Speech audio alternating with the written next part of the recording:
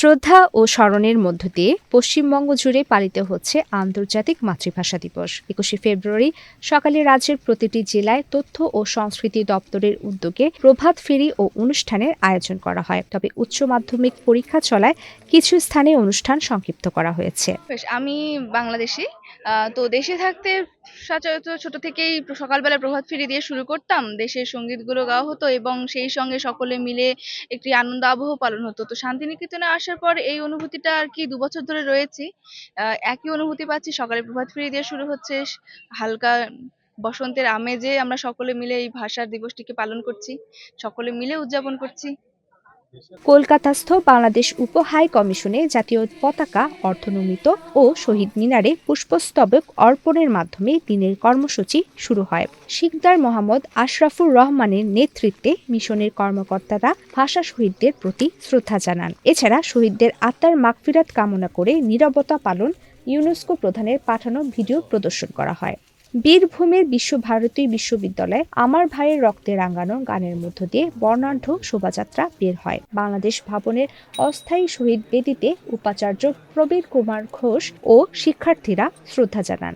উপাচার্য আশা প্রকাশ করেন যে বাংলাদেশের নবনির্বাচিত সরকারের সাথে দ্বিপাক্ষিক সম্পর্কের উন্নতির ফলে দ্রুতই পর্যটকদের জন্য বাংলাদেশ ভবন খুলে দেওয়া সম্ভব হবে।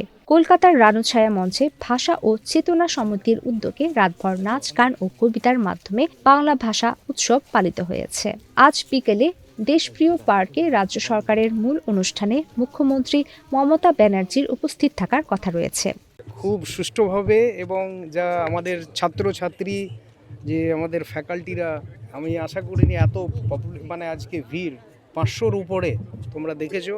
আমরা ওখান থেকে গান করতে করতে আসলাম এবং আমাদের যারা শহীদ করেছে তাদের জন্য আমরা প্রার্থনা শ্রদ্ধা জানালাম, প্রণাম কোটি কোটি প্রণাম দিলাম। এবং এই যে আমাদের গানের অনুষ্ঠান দিয়ে শুরু করে এবং আজকের এই দিনটা আমাদের কাছে সত্যিই একটা স্মরণীয় দিন। তাদেরকে শহীদদেরকে আমরা শ্রদ্ধা জানালাম। উৎসবের আমেজ থাকলেও পেট্রাপোল বেনাপোল সীমান্তে টানা দ্বিতীয় বছরের মতো দুই বাংলার মিলন মেলা বন্ধ থাকায় ভাষাপ্রেমীদের মধ্যে হতাশা দেখা দিয়েছে। গত বছরের ন্যায় এবারও নো ম্যানস ল্যান্ডে যৌথ উদযাপন হয়নি। দূর দূরান্ত থেকে আসা মানুষ দুই বাংলার মিলন দেখতে না পেয়ে ভারাক্রান্ত মনে ফিরে গেছেন। তারা আশা প্রকাশ করেছেন আগামী দিনে পুনরায় সৌহার্দ্য বিনিময়ের সেই ঐতিহ্য ফিরে আসবে।